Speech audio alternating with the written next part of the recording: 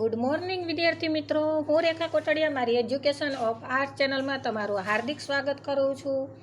આજે આપણે અભ્યાસ કરવા જઈ રહ્યા છીએ તત્વજ્ઞાન વિષયનું છેલ્લું ચેપ્ટર, અને તે છે ઈશ્વર. આ આગળના બે વિડીયોમાં આપણે ઈશ્વરના સ્વરૂપ વિશે માહિતી મેળવી, જેમાં આપણે જાણ્યું કે ઈશ્વર એક છે.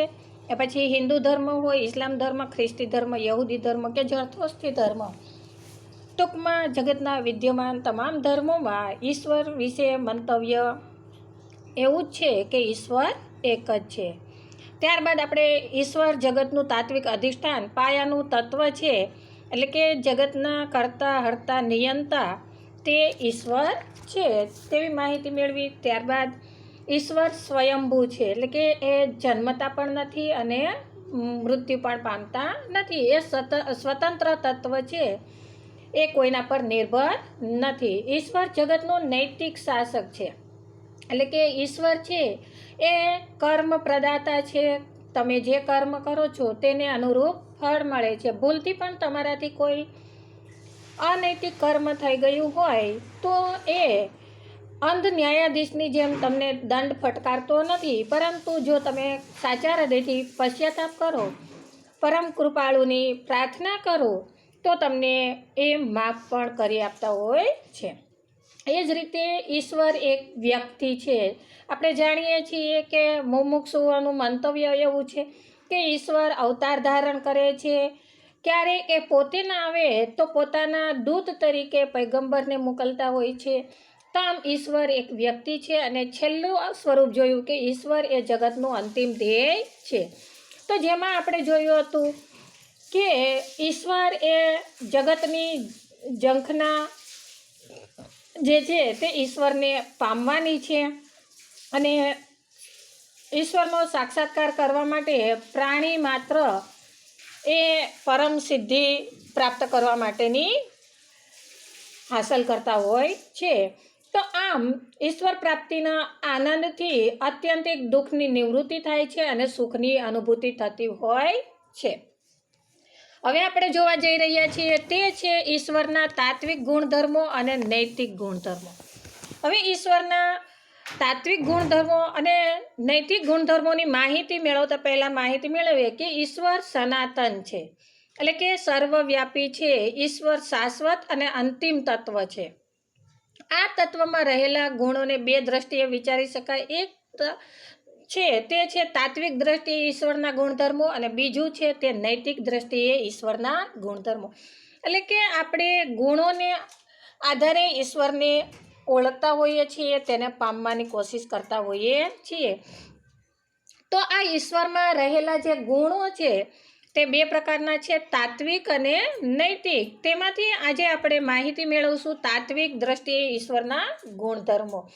તો તાત્વિક દ્રષ્ટિએ ઈશ્વરના મહત્વના જે ગુણધર્મો છે તેમાં પહેલું છે કે ઈશ્વર સર્વવ્યાપી છે. આપણે કહીએ છીએ ને કણે કણમાં વ્યાપ્ત છે ઈશ્વર, કે ક્ષણે ક્ષણમાં વસેલો છે. તો આમ ઈશ્વર છે એ સર્વવ્યાપી છે.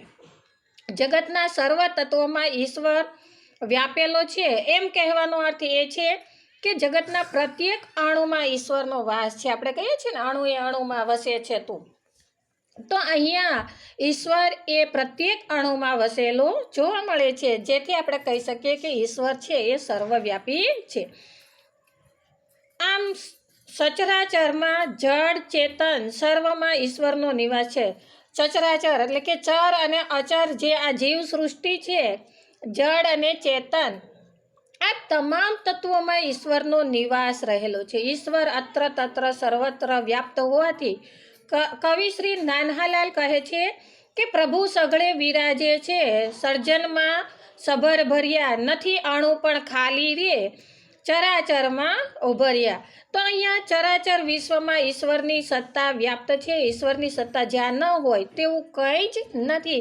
એટલે કે નાનાલાલની પંક્તિ દ્વારા આપણે સમજીએ કે ઈશ્વર છે એ સઘળે બિરાજમાન છે, એટલે કે ઈશ્વર એ કણે કણમાં વસેલો જોવા મળે છે. સર્જનમાં સભર ભર્યા, આ જે સર્જન સૃષ્ટિ કરેલી છે, સૃષ્ટિનું જે સર્જન કરેલું છે તેમાં આપણે એમને જોઈ શકીએ છીએ. માત્ર અણુમાં જ નથી, પરંતુ ચરાચરમાં એટલે કે આ સમગ્ર સૃષ્ટિમાં ન રહેલા અણુએ અણુમાં કણે કણમાં તો બિરાજેલો છે, કણે કણમાં તું જોવા મળે છે. ત્યારબાદ આવે છે કે ઈશ્વર સર્વજ્ઞ છે. સર્વજ્ઞ એટલે શું? તો કે જ્ઞ એટલે જાણનારો અને સર્વ એટલે બધી બાબતો. તો અહીંયા ઈશ્વર સર્વજ્ઞ છે એટલે કે ઈશ્વર સર્વે બાબતોથી જ્ઞાત છે, બધી બાબતોને જાણનારો છે. ઈશ્વર બધું જ જાણે છે. ઈશ્વર શાશ્વત, જ્ઞાની અને સર્વવ્યાપી હોવાથી અત્ર તત્ર સર્વત્ર જે કંઈ બની રહ્યું છે, જે કંઈ બની ગયું છે અને જે કંઈ બનવાનું છે તેનો ઈશ્વર જ્ઞાતા છે. એટલે આપણે કહીએ છીએ કે ભૂત, ભવિષ્ય અને વર્તમાન આ ત્રણેય કાળ વિશે ઈશ્વર બધું જાણે જ છે. આમ આ દ્રષ્ટિએ આપણે કહી શકીએ કે એ ઈશ્વર અત્ર તત્ર સર્વત્ર છે. તેમને ત્રણેય કાળનું જ્ઞાન છે, એટલે કે ત્રણેય કાળની વિશે માહિતી ધરાવે છે અને તેથી ઈશ્વર સર્વત્ર છે એવું આપણે કહી શકીએ. અને ત્યારબાદ આવે છે કે ઈશ્વર સર્વશક્તિમાન છે. જો અહીંયા ઈશ્વર સર્વશક્તિમાન છે એવું કહેવાનો મતલબ શું છે?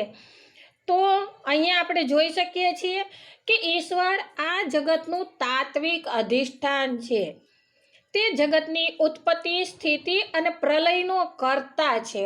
અને જે કર્તા હોય તે સર્વશક્તિમાન હોય જ. એટલે કે જગતની ઉત્પત્તિ ક્યારે કરવી, કેમ કરવી, કેટલા પ્રમાણમાં કરવી, તેને કઈ રીતના જાળવી રાખવી, સ્થિતિ એટલે ઉત્પત્તિથી લઈને પ્રલય સુધીનો વચ્ચેનો જે સમયગાળો છે તેને સ્થિતિ કહેવામાં આવે છે.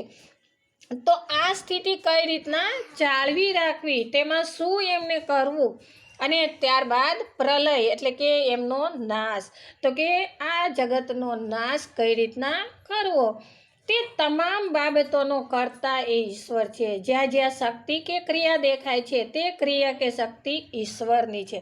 આમ સર્વે બાબતોનો જ્ઞાતા પણ છે અને સર્વે બાબતોનો નિયંતા પણ ઈશ્વર છે.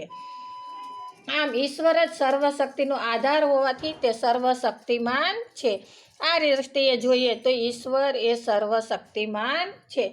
ત્યારબાદ આવે છે ઈશ્વર અનંત છે. હવે અનંત છે એટલે શું? તો કે ઈશ્વર અનંત તત્વ છે, જેનો કોઈ અંત ન હોય તેને આપણે અનંત કહેવાય. તો આમ ઈશ્વરનો કોઈ અંત નથી. જો તમે મહાભારત જોયું હોય તો તેમાં બ્રહ્મા અને વિષ્ણુ છે એ જે લિંગ છે તેમનો અંત, તેમનો છેડો ગોતવા માટે નીકળે છે, પરંતુ બંનેને મળતો નથી. તો આમ ઈશ્વર છે એ અનંત છે. જગત શાંત, સ વત્તા અંત અને પરિણામી છે. તો કે ઈશ્વર જગતનું કારણ હોવાથી તે શાંત અને મર્યાદિત હોઈ શકે નહીં. જગતનું કારણ કોણ છે? તો કે ઈશ્વર છે. જ્યારે જગત છે એ કેવું છે? શાંત. શાંત એટલે સ વત્તા અંત, જેનો અંત છે તેવું જગત છે. અને જગત છે એ મર્યાદિત પણ છે, કારણ કે તેની ઉત્પત્તિ થાય છે, સ્થિતિ પણ છે અને તેમનો પ્રલય પણ છે.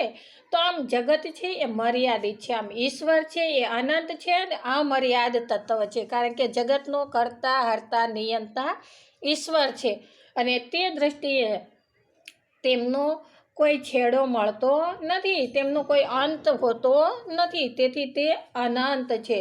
પરિણામરૂપ જગત મર્યાદિત છે, તે અમર્યાદિત ઈશ્વરનો આધાર બની શકે નહીં. આમ જગત છે એ કોઈનો આધાર બની શકે નહીં, કારણ કે પરાવલંબી છે. જ્યારે ઈશ્વર છે એ સ્વતંત્ર છે અને તેમને કોઈના આધારની જરૂર નથી. જ્યારે જગત છે એ પરાધીન છે, એટલે કે ઈશ્વર તત્વથી આધીન છે. ઈશ્વર છે એ જગતનો કર્તા, હર્તા, નિયંતા છે. અને આ દ્રષ્ટિએ જોઈએ તો ઈશ્વરના જે આપણે તાત્વિક ગુણધર્મો જોયા તેમાં જોયું કે ઈશ્વર સર્વવ્યાપી છે, ઈશ્વર છે એ સર્વજ્ઞ છે. સર્વવ્યાપી છે એટલે કણે કણમાં છે, સર્વજ્ઞ છે એટલે એમને ત્રણેય કાળનું ભૂત, ભવિષ્ય, વર્તમાન જે થઈ રહ્યું છે, જે થવાનું છે અને જે થઈ ગયું છે તે તમામનો જ્ઞાતા છે. એટલું જ નહીં, ઈશ્વર સર્વશક્તિમાન છે અને ઈશ્વર અનંત છે. આ તેમના તાત્વિક ગુણધર્મો રહેલા છે.